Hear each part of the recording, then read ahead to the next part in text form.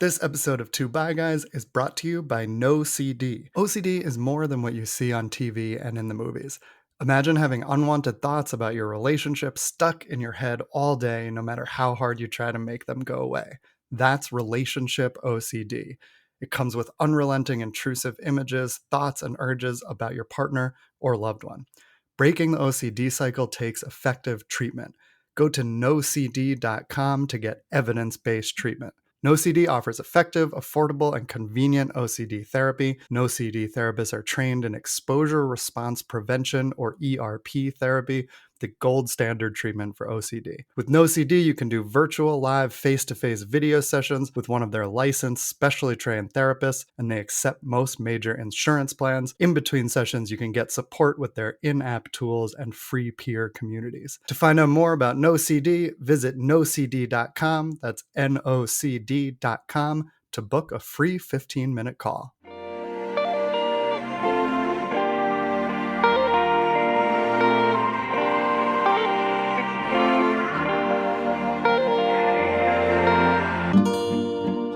Hello, everybody. Welcome to Two Bi Guys. Welcome back to this mini-series about bisexual married men.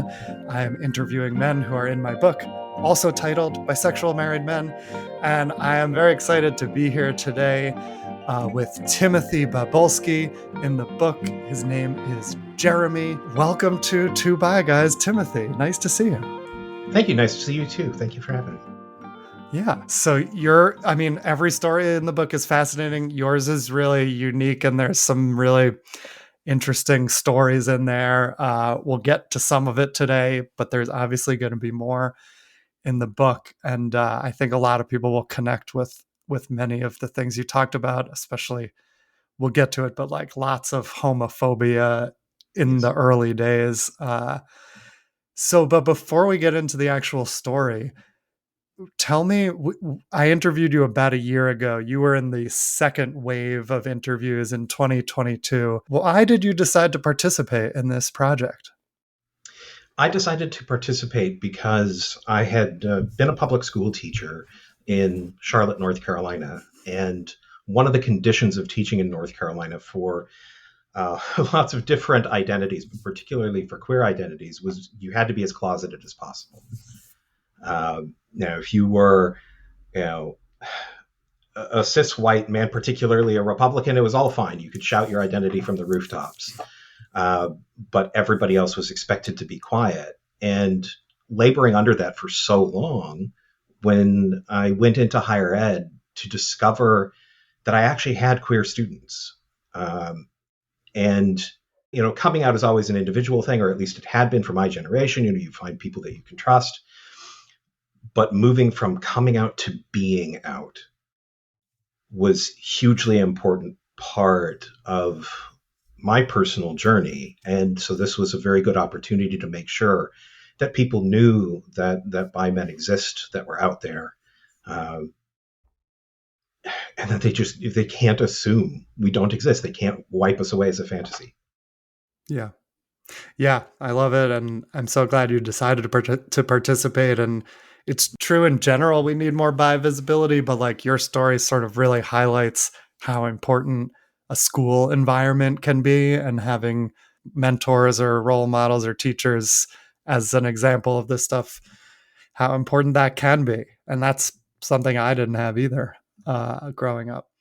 Okay, so obviously all the details will be in the book. There will be more there, but tell us like sort of the Cliff Notes version of when did you kind of realize you might not be straight, and what was that development process like toward eventually coming out as bisexual? I think I knew, and I've been thinking about this more since we interviewed, because that's one of the other things, is talking about this always makes us think back on what our experiences actually were and the parts that we maybe forgot or neglected.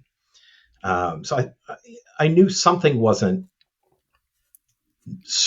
normal, and I hate to use that word, but that's the way that we grew up with it in elementary school.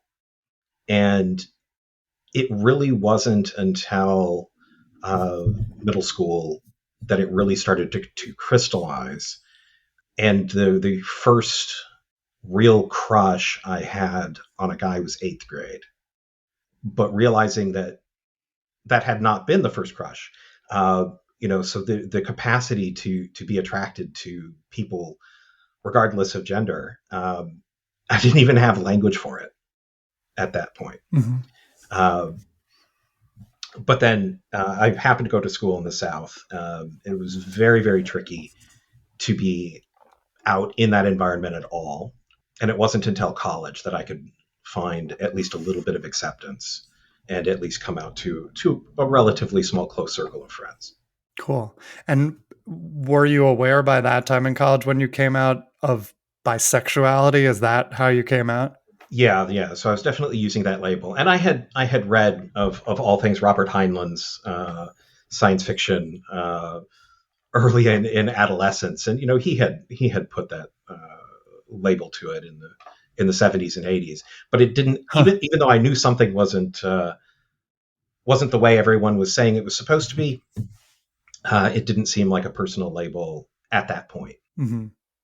What? Tell me more about that book. I'm not aware of it. Like, what about it did you connect with? Oh, well, so I don't know that I connected with it. It was just there. So Huh. Heinlein was himself a little bit of a free love libertarian sort of guy. There's a lot of misogyny in his stuff, so I'm not going to recommend it as a uh, an avenue to personal journey. But he acknowledged in his books the that capacity to be attracted to multiple genders. I think he was pretty strict in the male female binary, but it just it created the possibility that other sexualities existed. Hmm. Cool. So it just kind of clued you in that that's a possibility. Yeah. Before that, like before you got to college and connected the dots, what was it like to have some awareness of this, but not be out and also be in a relatively homophobic environment? It was actually really tricky, and one of the events that I remember very distinctly was that there were people who did come out as bi, but it was principally women who did. So 16, 17-year-old high school. And I remember a particular young woman who had come out as bi. She had apparently dated around a little bit, and she got attached to some jock for whatever reason.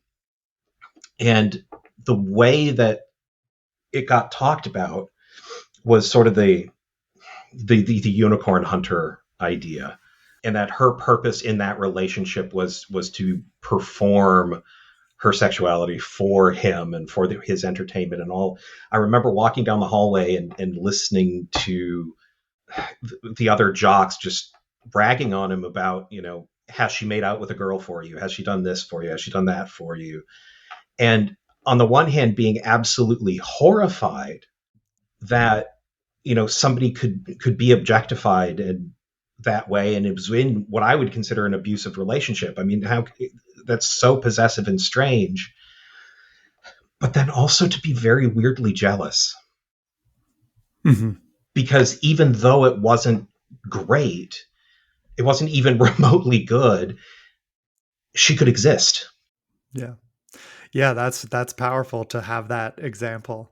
And yeah, that's so funny of like, I mean, not funny, it's terrible, but like, has she made it with a girl for you? Like it's all for the guy's benefit that a woman might be bisexual. So once you did sort of connect this to yourself and call yourself bisexual in college, how did that affect you personally and how did it affect your dating or relationships moving forward? Initially, it seemed really, really positive. The friend groups that I had were actually really accepting. Um, there were a, there were a bunch of people who were like bi when drunk, uh, and uh, so being bi all the time wasn't as big of a stretch. Uh, but in terms of relationships, the first real big relationship I got into was actually really deeply problematic, um, because part of the reason that I thought it was something worth pursuing was because the woman in question had actually at least been initially seemingly very accepting, didn't have a problem with it at all. And what I didn't know was that in her background was a lot of abuse or witnessing abuse. And that what she was actually looking for was an excuse to have a fairly open, non monogamous relationship.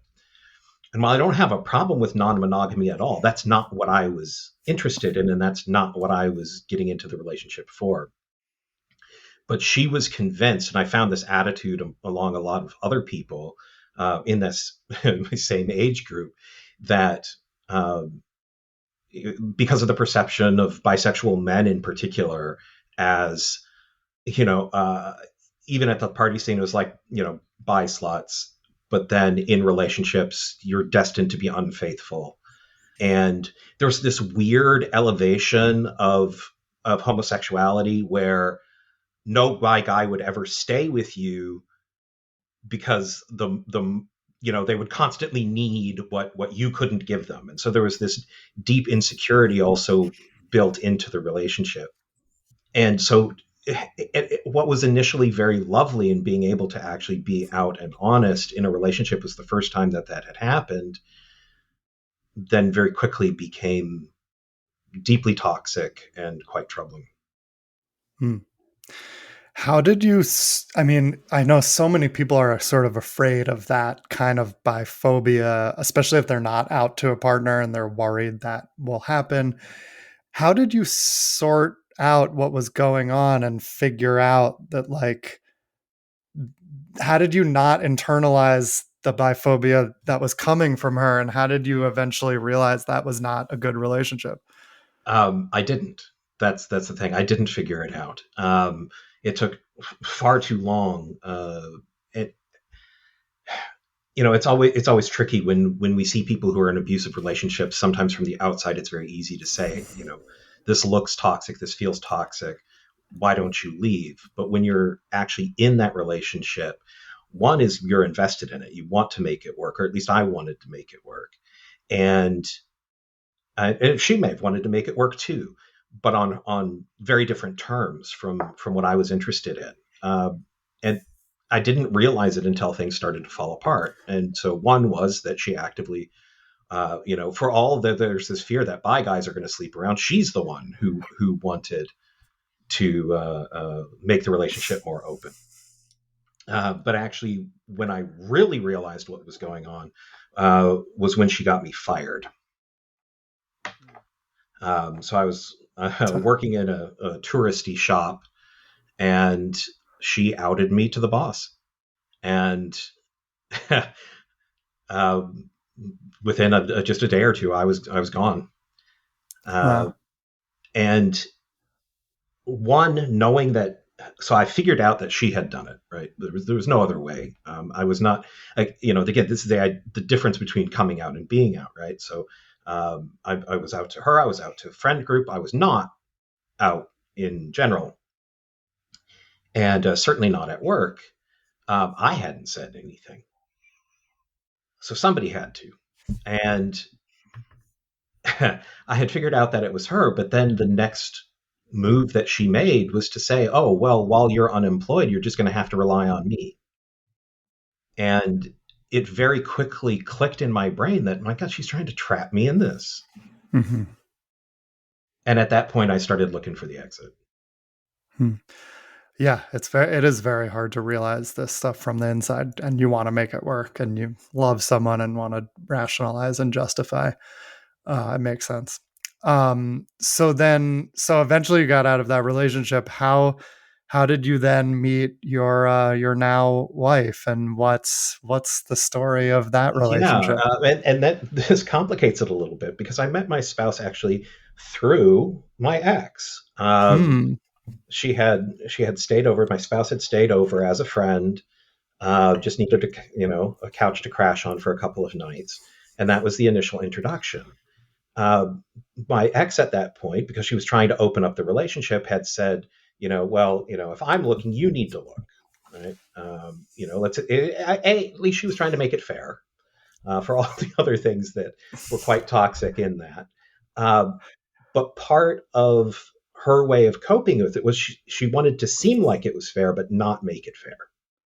So, you know, she would say, why not that person? Why not this person? And if I ever showed an ounce of interest in anybody else, she would set out to try and sabotage that potential.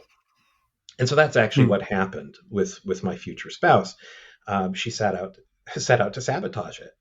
And when my spouse is Sam, when Sam started to be interested, my ex went up to her and said, "Hey, he's bi, right?" And in a way where it was designed to like make her pull back, to feed those phobias, to uh, make her not want to be involved, and to keep the cycle of abuse going, so that I would continue to be dependent. And Sam's reaction was so beautiful. She just turned to her and said, "So," and there is something really delightful about going from sort of false acceptance, this appearance of being accepted, to actually being accepted. Yeah, and what a wild version of the coming out story where you didn't even do it. It was done to you. You were outed, and yet the desired outcome of your ex didn't happen, and you found this acceptance. Like, when you look back at that, how do you feel about that? And also, do you think you would have come out to your now wife so quickly if your ex hadn't done it without your consent? Certainly not so quickly, right? I mean, there's all kinds of feelers that you put out there, little subtle comments might slip in, to see if somebody is a little bit more accepting, or if there are any triggers that just prompt a really bigoted reaction, to pull back from somebody. Uh, so no, it was certainly wouldn't have been as quickly or right away, because again, my growing up in the 80s and 90s, the strategy was always to be as closeted as possible, but only be out to people you knew you could trust. And so you had to get that trust first. For it to happen the other way, the was the happiest little mistake. Yep. Yeah, I think even today many people really need to feel that safety and put the feelers out before. I mean, not everyone, and certainly things are becoming more open-minded and accepting, but for many people that Yeah. hasn't changed, I don't think, and they're not going to leap unless they know the net is there, especially within a marriage. Tell me then a little bit about how your relationship progressed. How did you decide to get married? And like, how is your bisexuality part of this relationship today? Yeah, so the the relationship itself was also a little bit of a happy accident, although on purpose. I have so many times where people have reacted with really good intent to say, maybe you're not comfortable being out. We're all comfortable, so we're gonna push you into this situation. And uh, I had taken a trip up to Atlanta with Sam and a whole group of friends, and we had to figure out where to bunk down for the night.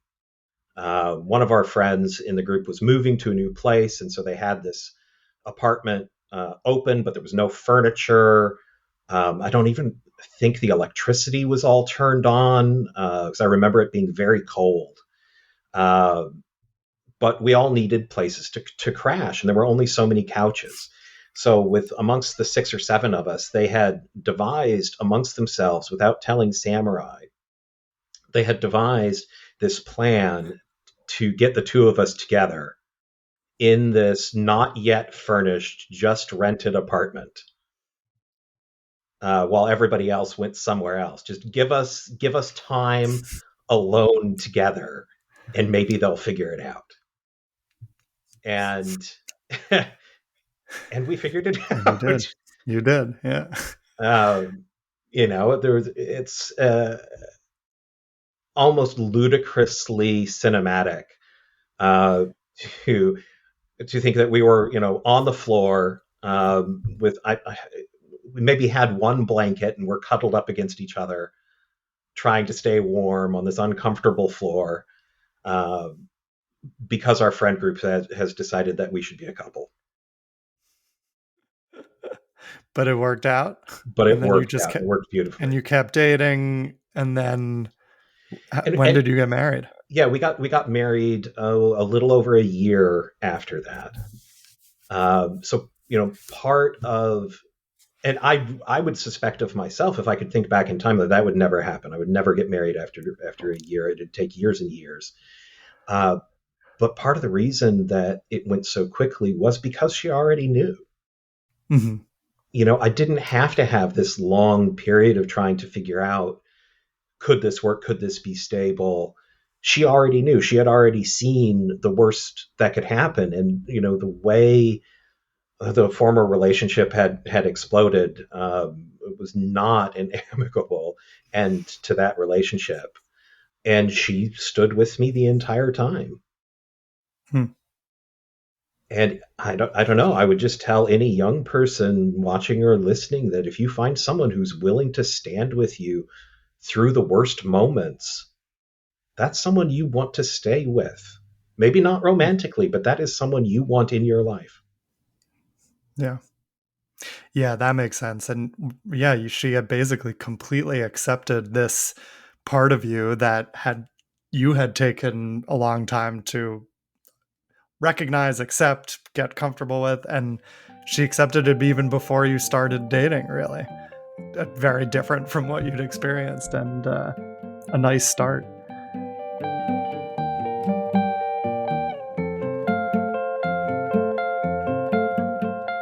So you mentioned when you got to college that it was a much more accepting environment, and I know from your story that you talked a lot about like being in artistic communities and artistic Yeah. environments. I think I'm remembering correctly. Yes, you are. Why do you think that those environments were more accepting, and how did being an artist and being in that world sort of influence your queerness over time? This is actually something that I think is intrinsic in the arts and in all of the arts, actually. One, there's just a natural impulse of introverted people to get involved with the arts. And I've always seen it as a way of being psychologically complete.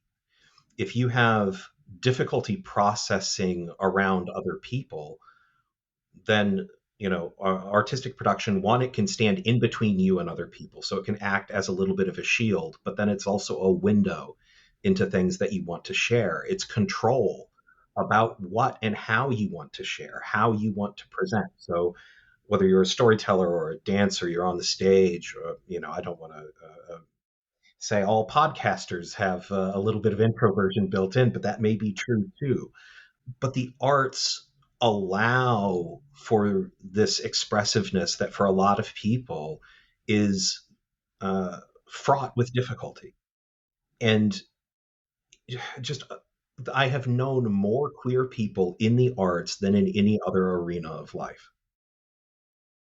simply because it is a place where we have the tools, we have the skill set, and we can express what we need to. We can work and be and act the way we need to, and it just becomes part of our complete identity. Hmm. It's a really interesting answer to me. I don't. I mean, I've seen this correlation too, but I don't know if I really thought about how the arts is about expressing something inside you in a creative way, and so you learn to do that, and you must have a value on expressing parts of yourself and ideas that you have, and if that's a value, you may notice your queerness and at some point want to express that also, either as part of the art or just as part of your life. That's And, really interesting.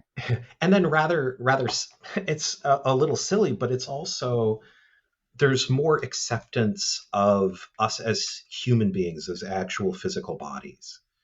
Um, and so one of the ways that you could tell the queer kids, so I didn't just take art classes, I actually went to the Savannah College of Art and Design. So this was a full liberal arts, art focused institution to get a Bachelor of Fine Arts.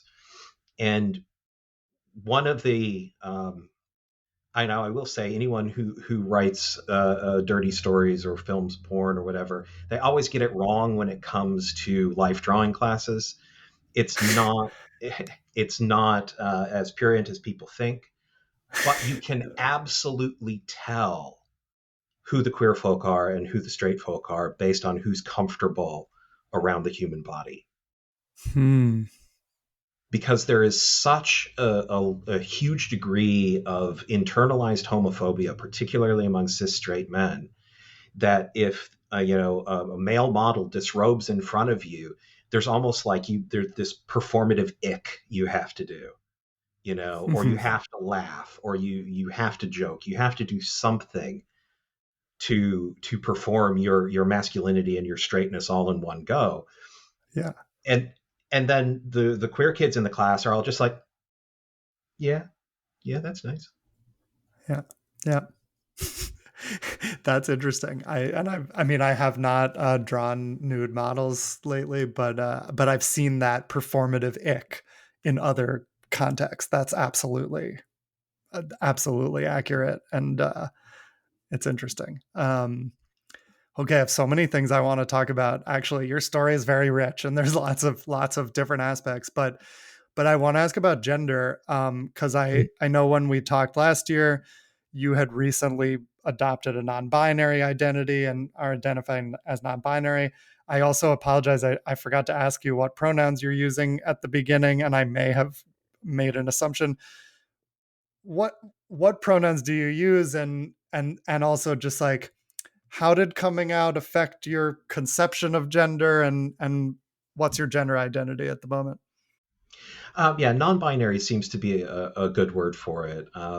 Generally, because I'm in a classroom and I teach, um, there's the layer of professionalism that has to happen. So of course you've got pronouns in the bio, pronouns in the email signature.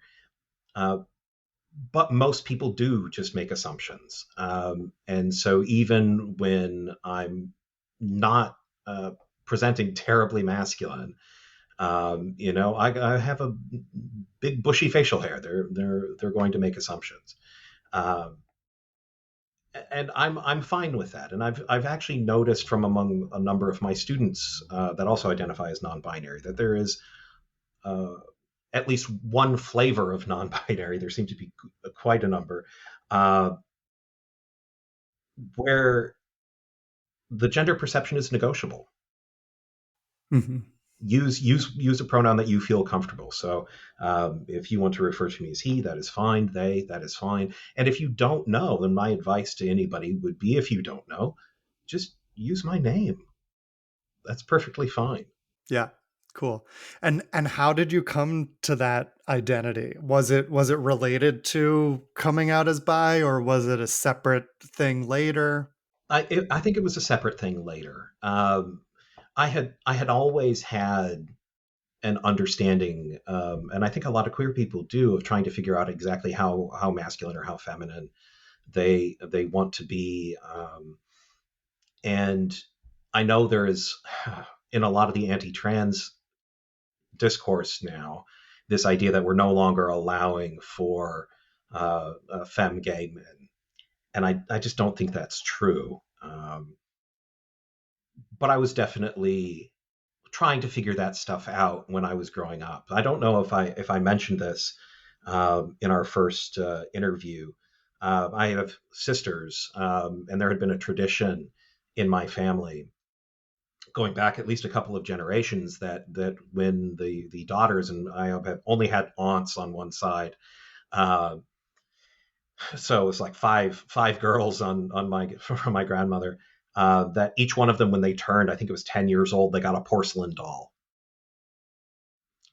And so I watched as my sisters, they're, 4 years and 10 years older than I am, when they got their porcelain dolls. I was old enough to notice, hey, they got their porcelain dolls. And when I turned 10, I remember asking my mom, where's mine? Why am I being left out of this? Mhm. And my mother was lovely about it. And it says, okay, fine. Well, let's just look through the catalogs. Let's find one you like, you know, and made it a thing. But again, at that point, I certainly didn't have the vocabulary to even think about what I was trying to negotiate. There was nothing but the gender binary. I know sometimes we try to make the history of bisexuality more inclusive, but at least in Georgia in the 80s and 90s, there was only men and women. It just was not understood that there could be any other gender expressions. When after I got my master's degree, though, I basically decided things needed to change. And even then, rolling into the doctoral programs, there's a huge period of adjustment. Anytime there's a new environment, this is always one of the dangers of queerness is, unless you are always out to the point where every time somebody encounters you, they know exactly who you are, what they're dealing with. And if they're going to be a bigot, if they're going to be violent towards you, you're going to see it right in that moment. But if you don't want to have that encounter, there is this moment of like retreating into the closet every time, go to a Mhm. new space. So when I went off to get my doctorate, there absolutely was that, just like retreat back into the closet, wait until I know there's some security. And it was actually my students who really triggered it. Because how do you explain to students? How do you explain to students? And I teach education. So how do you explain to people that are going to be teaching children, teenagers, how to be more acceptive, how to be more open, how to be empathetic, how to understand their own students' journeys towards understanding themselves if all their teachers are locked in the closet? Yeah. The other factor there, and my life seems to ping pong back and forth between overwhelming acceptance and then just some really toxic environments. And there were colleagues that I worked with who were quite biphobic. And I made the decision in a different way than I ever had before. So in the past, encountering that's when I would have retreated even further back into the closet, just out of self-protectiveness. But at that point, it was, no, why am I doing this? Why am I performing this way for a bigot? Yeah. And so it became very necessary to reclaim my identity at that point and say, I am just done with this. I am not going to allow you to be abusive towards students, even if they don't know that it's happening, because some of this was happening behind closed doors when students weren't in the room. But how am I going to allow that to happen? Uh, and if the only way that I can do it is by putting myself in front of you fully, completely, honestly, then that's what I'm going to do. Yeah. Beautiful. I want to talk more about school in a moment, but I noticed your nails, lovely color. I'm not wearing anything at the moment, but I usually do, but I love that color. Oh, How thank you. how do you express your gender these days in non-conforming ways? And like why? What do you get out of doing that? It's comfort. I don't know any other way to describe it. It's what feels comfortable. It's what feels right. So it may not be visible behind the headphones, but I have quite long hair, um, and in different places, that's always been a signal. It's perceived very differently. So when I was teaching in North Carolina, I was routinely called ma'am. Even with facial hair, I was routinely called ma'am just because they would look at long hair as a signal. And people would always apologize, like, I'm so sorry that they wouldn't use misgendered, but like, oh, come on, can't you see? Um, but it never really bothered me, right? Because that's actually the dance that I was trying to do. Hmm. It's like if I'm making you question a little bit, if I'm making you rethink your assumptions, then I'm doing something right. Hmm. In classrooms, I was observing a student teacher in Minneapolis and had a Somali student ask me, and in the Somali culture, of course, it is very highly gendered. Binary is really tightly enforced. So men do not have long hair at all. It is kept very short, but women do have long hair. Most of the Somali students were wearing hijabs. And I had a young Somali girl ask me, "Are you a boy or a girl?" And my answer to her was, "Why does it matter? Good answer. Why does it matter? Is it going to change how you think of me? And if it does, do I care what you think of me?" Interesting. So for me, it's just about mixing mixing the masculine and the feminine a little bit. I sometimes refer to it to my students as tweaking heteronormativity. Hmm. So dress, nails, hair. I'm just going to be comfortable. Cool. I love that. I like the tweaking heteronormativity, which, is what I like to try to do too, is like push even a little bit, sometimes a lot, but even a little bit, just like push the boundaries of what, an identity means or what is possible for other people. And I also identify with what you said, like actually liking when somebody misgendered you because it's showing that you're kind of fucking with gender in ways. And I get that with being bisexual. Like I actually kind of like in a weird way sometimes when people assume I'm straight in certain spaces or assume I'm gay in a gay space, and I get to say nope, actually I'm bisexual. Like I Yes. get on the one hand you don't want to have to do that all the time, but I actually kind of like subverting their expectations and surprising them in that way. And then sometimes they're like, "Really?" And I am now confident enough in my identity that doesn't throw me for a loop, and I'm like, "Yeah, really? Like, what do you want to know?" And I kind of like doing that. It's kind of fun.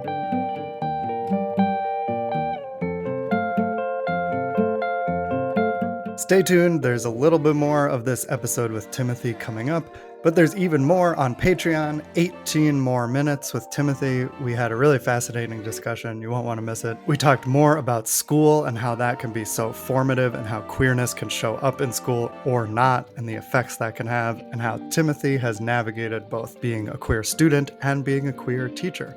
So head to patreon.com/RobertBrooksCohen to listen and to see full video of this entire interview with Timothy.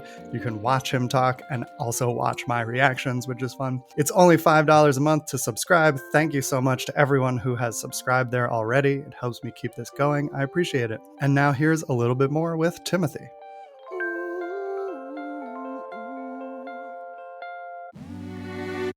Okay, last couple questions. What do you hope that other people will get out of reading your story in the book? I think the biggest thing that I want them to realize is that we have such a variety of experiences of sexuality and gender that a lot of the assumptions that they have been asked to make are inherently false.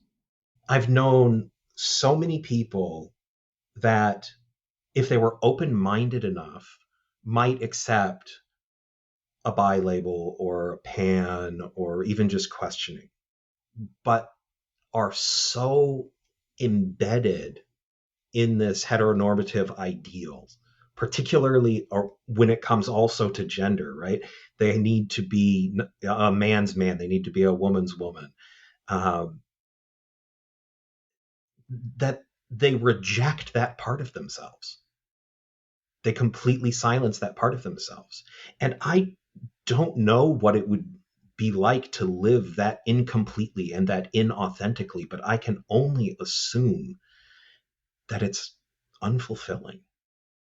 But I also want them to know, because some of these experiences that I had, is as frustrating as it is to look back at the AIDS crisis and the reaction that the government had to it, the reaction that students had, that teachers had, the way that we internalized homophobia even within the community. It's still happening. When I look at what Moms for Liberty is doing. When I look at what these groups, all of these states that are trying to exclude trans kids, if we can't see the parallels between all of the anti-trans stuff that's happening now and the anti-gay stuff that was happening 40 years ago, we're missing something huge. Yeah. All of the excuses, all of the stories that they are saying about trans people being, groomers and whatnot, is exactly what they were saying about gay people in the 80s, and to a certain extent is what they're still saying now. The myths of bisexuality, again, is just a phase, or that the men are all going to cheat, or um, I don't really even want to go through them because they're all so destructive, or that we just don't exist, Yeah. right? We need to consciously and continuously confront these. And so getting stories out there, this is the only way I as a teacher know how to do it, is to make sure that our stories are told, to try and get our stories heard. And even people who right now might not be willing to listen, in 1 year or 10 years or 20 years might have something happen to them where they will. And I want Yeah. those stories to be there when they're ready. Yeah. Yeah. That makes so much sense to me because it is very similar to my, intentions with the book, and my intention to not just sort of talk about the identity and explain why it's normal and everything, but really focus on these 13 unique stories, and there's through lines in them, but they're all very different, and there's a lot of diversity in them, but when you read the story, it humanizes this, and you don't even always need an argument after it's humanized, and you really just connect with a story. And so I do think that's that's a big thing that we need more of. And I thank you for sharing your story in the book. Last question: how does your sexuality, gender, how does your queerness bring you joy? I've actually been trying to think this through because it's been so tricky sometimes politically. I will go back to one, the idea of comfort. It is where I am comfortable. Yeah. If I can throw on a rugby shirt and a mini skirt, like, that's just a place of comfort. It just feels right. And you know, to be able to, you know watch a movie with my spouse and to be able to say, who's attractive, who's hot, and who's not. You know, there's there's something really delightful about that. Um, so for me, part of queer joy is actually in outness itself. Um, I don't know that I had a lot of queer joy when I had to be more closeted, but the more willing I have been to be open, the more I have been able to find accepting people. The campuses that I work on are full of wonderful, accepting people, and if they're not, they stay away. I kind of like that. But I also had, and I'm hesitating to tell anyone else's story, but it's sort of part of my story now. I had a student who is an out lesbian go through the program and think that she was going to have to drop out, think that there was going to be no place.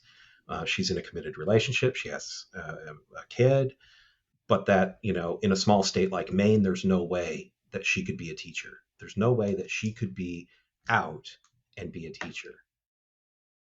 And she came up to me just a couple of weeks ago and said, because I have been so out, she's stayed in, and in another year or two will be able to teach kids on her own. I don't know anything more joyful than that. It's making me tear up. Yeah. Beautiful. Yeah, I'm having a reaction to that. I just think those are the things that make me cry, is when like the example of someone helps someone else be, be out there, be themselves, have live the life they want to. That's beautiful. I'm glad you got to experience that joy a few weeks ago, and all the time now in your life with this more being out versus coming out. It's lovely to see. I have to thank you for the opportunity. We need people who aren't just willing to tell stories. We need people who are willing to share them and people who are willing to listen. And when I saw the notice posted on Twitter, it lit a fire. Okay. I'm glad you're welcome. I'm so glad you participated in it, and I can't wait for everyone to read the rest of the story. There's so many details in your chapter that we didn't get to today. There's a lot of little anecdotes from back when you were in school and growing up that are some of them are kind of heavy, and but they're all really fascinating and show you what the time was like and how hard it is to to do what you've done, and it shows all the work that you've done to be in the place that you are today, and paying it forward in the many ways you are. So thank you so much again for being here and doing this interview and being in the book. I really appreciate it. Thank you for having me. Two Bad Guys is produced and edited by me, Rob Cohen, and it was created by me and Alex Boyd. Our logo art is by Caitlin Weinman. Our music is by Ross Mincer. We are supported by The Gotham, and we are part of the Zencaster Creator Network. Visit patreon.com/RobertBrooksCohen for bonus content, early access, exclusive videos, and behind-the-scenes outtakes. Thanks so much for your support, and thanks for listening to Two Bad Guys.